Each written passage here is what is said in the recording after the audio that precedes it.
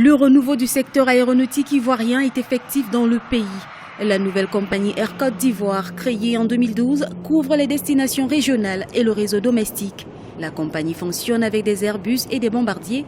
Pour davantage assurer la demande sous-régionale et mondiale, les autorités prévoient d'augmenter la flotte. Le secteur aéronautique ivoirien connaît donc un essor considérable.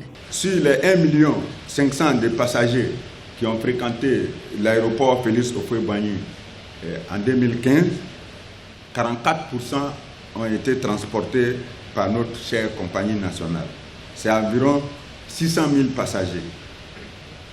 Air Côte d'Ivoire, c'est aussi environ 500 emplois directs et 1000 emplois indirects. Depuis la disparition de Air Afrique, plusieurs compagnies nationales ont vu le jour sur le continent. La survie de la plupart d'entre elles a été de courte durée. La faillite de ces entreprises était en partie due à l'insuffisance de moyens financiers et techniques. En Côte d'Ivoire, d'importantes mesures sont prises par le gouvernement pour faire du pays une destination touristique et aéronautique de choix. Le gouvernement, toujours pour montrer sa ferme volonté de faire de la place d'Abidjan le hub de l'Afrique de l'Ouest, vient de baisser les taxes.